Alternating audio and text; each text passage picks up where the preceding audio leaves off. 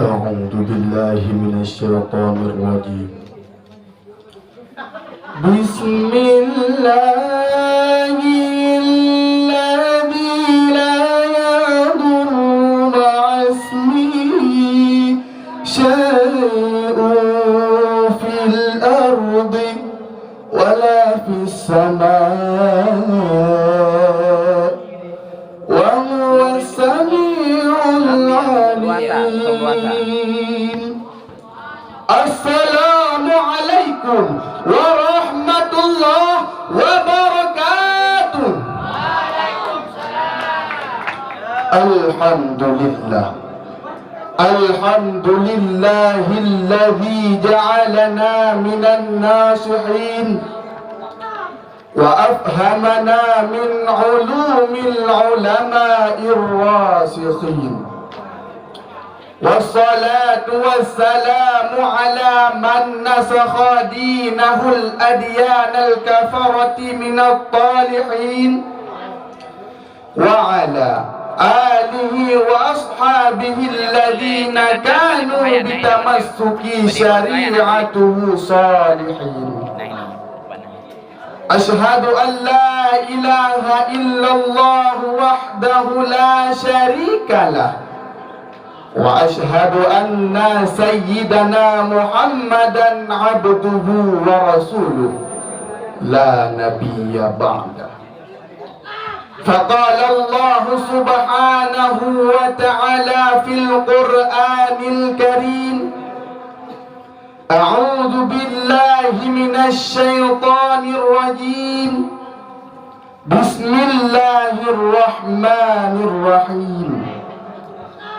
لقد كان لكم في رسول الله أسوة حسنة لمن كان يرجو الله واليوم الآخر وذكر الله كثيرا.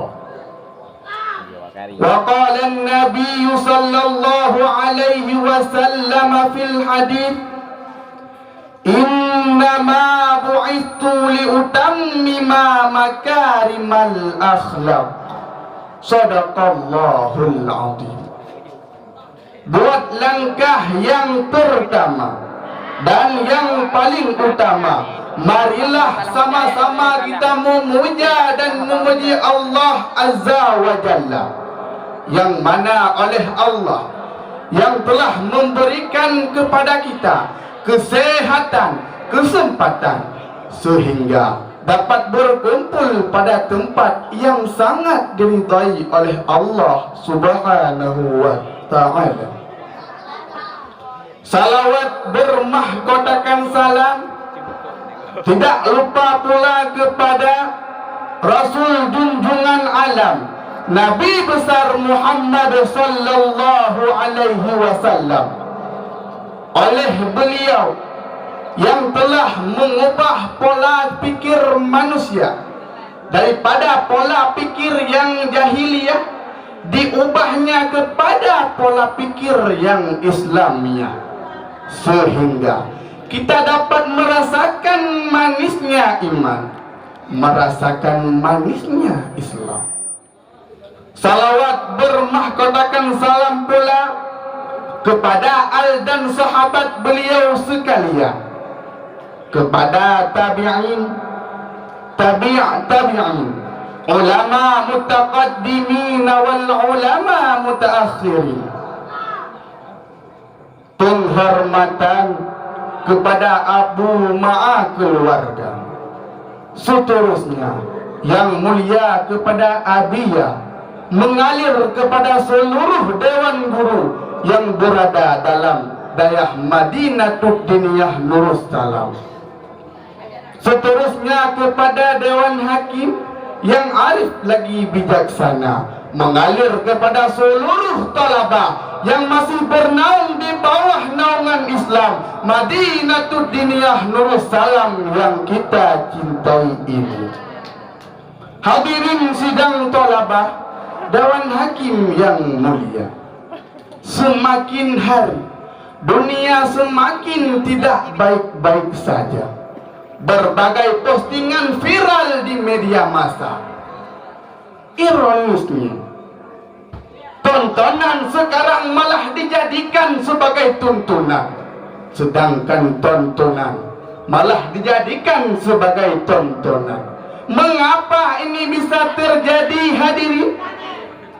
Jawabannya, karena minimnya ilmu agama pada diri manusia, sehingga akhlak dan moral pun ikut merajalela. Masa boleh berubah, tapi akhlak jangan. Zaman boleh berganti, tapi akidah tetap selalu di hati. Berangkat dari konteks inilah, tergugah hati Al-Fakir ingin mengutarakan satu syarahan singkat yang berorientasi dangkalnya akhlakul karimah di akhir zaman. Hadirin sidang thalabah Dewan Hakim yang mulia, kita sekarang hidup di zaman yang penuh dengan pancaroma, di mana di zaman 2022 ini banyak orang-orang yang lalai mempercantikkan diri sehingga lupa memperbaiki akhlak dalam kehidupannya sehari-hari. Banyak remaja-remaji yang sudah tidak tahu diri, suka berjudi, hobi berzina, bahkan yang paling sangat mengeris hati, mereka rela membunuh orang tuanya sendiri. Mengapa ini bisa terjadi, hadirin? Karena akhlak dan moral yang sudah tiada di dalam hati. Bukankah kita umat manusia, khususnya umat Islam, sudah diutuskan oleh Allah Subhanahu wa Ta'ala seorang suri tauladan yang patut kita teladani ke muka bumi, sebagaimana yang telah diriwayatkan oleh Imam Al-Baihaqi dari Abu Hurairah radhiyallahu an, sabda Nabi, Bismillahirrahmanirrahim, innama bu'istu liutammima makarimal akhlaq. Hanya saja aku, kata Nabi, diutus ke permukaan bumi hanya untuk menyempurnakan akhlak manusia. Dari hadis ini, hadirin, sudah jelas bahwa tujuan Nabi pertama diutus ke permukaan bumi. Perihal ini hampir semua umat manusia mengetahuinya, baik umat yang dulu maupun umat yang sekarang. Tapi sayang beribu sayang, bagaikan hari berganti malam, bagaikan cahaya yang terang hanya membentang, hanya menjadi sebuah hiasan. Ilmu yang ada tapi tidak diamalkan. Banyak orang yang menyepelekan tentang akhlak, bahkan terasa asing di telinga anak-anak zaman milenial sekarang yang kerjanya nongkrong di wifi, selfie sambil makan mie, mabar game PUBG yang lalainya setengah mati, yang membuat para ustadz rondok gigi. Yang parahnya lagi, ustadz yang berilmu tinggi, bapak yang berdasi, yang kayanya melebihi Nikita Mirzani, akhlaknya seakan-akan tak pernah kenal Nabi. Di manakah cerminan Islam? Siapakah suri tauladanmu, hadirin? Padahal Islam diidentik dengan akhlak yang karimah. Nabi Muhammad pembawa Islam, suri tauladan sepanjang zaman. Beliaulah insan kamil, king of the king, best of the best, number one forever, yang diakui dan dikagumi seluruh umat manusia, bahkan kafir sekalipun. Di antaranya ilmuwan barat Mr. Snake Orientalis dalam bukunya mengatakan, Muhammad muncul 570 tahun setelah Nabi Isa. Tujuannya untuk meningkatkan akhlak manusia dan memberinya dasar-dasar utama dan akhlak yang mulia. Hadirin, kesempurnaan Nabi bukanlah hanya dihadirkan sebagai sosok yang dicontoh, yang diakui dan dikagumi, akan tetapi beliau ialah puncak kesempurnaan yang patut kita contoh, patut kita teladani. Ingatkah kita kepada firman Allah Quran surah Al-Ahzab ayat 21 yang berbunyi, Bismillahirrahmanirrahim. Laqad kana lakum fi Rasulillahi uswatun hasanah liman kana yarjullaha wal yawmal akhir wa dzakarallaha katsira. Sungguh telah ada pada diri Rasulullah sallallahu alaihi wasallam itu suri tauladan yang baik bagimu, yaitu bagi orang-orang yang mengharap rahmat Allah dan kedatangan hari kiamat dan yang banyak menyebut Allah. Ayat ini bisa jadi merupakan kecaman bagi orang-orang munafik yang mengaku memeluk Islam tapi tidak mencerminkan ajaran Islam. Kecaman ini terkesan oleh kata-kata laqad yang seakan-akan firman tersebut mengatakan, kamu telah melakukan aneka kedurhakaan, padahal sesungguhnya di tengah-tengah kamu telah ada Nabi Muhammad yang patut kita teladani. Hadirin sidang thalabah Dewan Hakim yang mulia, dari uraian di atas tadi, tidak malukah kita kepada orang-orang yang mengagumi Nabi yang bukan dari golongan mereka sendiri? Sedangkan kita yang sudah lama tahu tentang Nabi tapi tidak mencerminkan ajaran yang benar. Maka jangan salahkan orang-orang yang mengatakan Islam itu keras, Islam itu teroris, jika kita sendiri tidak mengikuti jejak-jejak Nabi.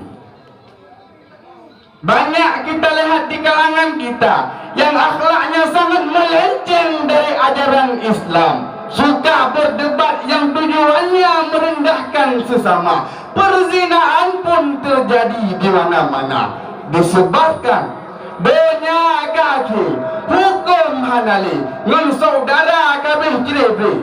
Hayang takalon dong urang kabeh lam jahe. Sembahyang sit katan le kutuhan hana tinggal le. Oh tak ingat ku untung ro idong, oh tak ingat ku untung ro imata. Dan kejut yogot bangsa tabuh pukat, tanda kilat sebut mati. Yogoh tiga tajak harkat, tajak ibadat yo belum mati. Pikir jino atak kesingo baik sampai mehmoh oh hakim masa.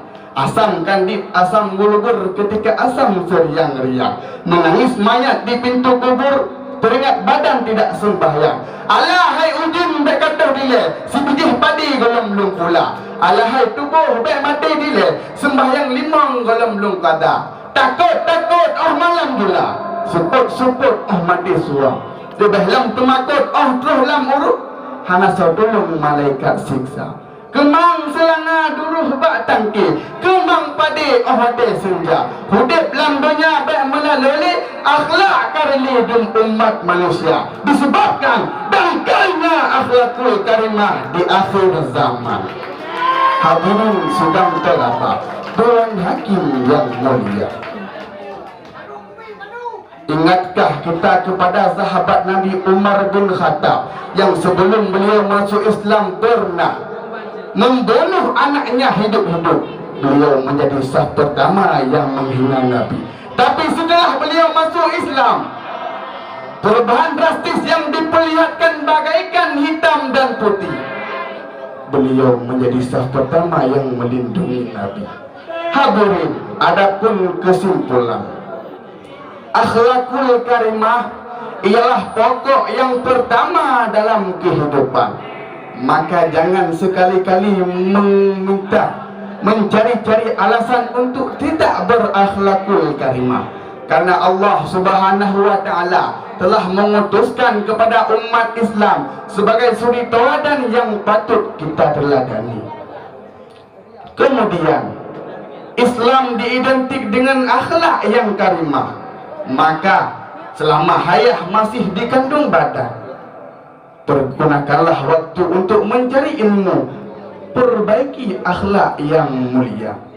dengan sampai masuk ke daerah kita ajaran-ajaran yang sesat. Hadirin, mungkin hanya ini yang dapat Al-Fakir sampaikan. Lebih dan kurang Al-Fakir mohon maaf. Mudah-mudahan bermanfaat bagi semuanya, khususnya bagi Al-Fakir sendiri. Tiada guna ilmu setinggi langit, jabatan setinggi menara Eiffel, kalau akhlakul karimah yang dangkal, bagaikan sungai yang mengalir yang pada musim kemarau. Hanya ini yang dapat Al-Fakir sampaikan. Lebih dan kurang Al-Fakir mohon maaf. Ilal liqa' ma'assalamah waridha wal inayah. Assalamualaikum warahmatullahi wabarakatuh. Waalaikumsalam.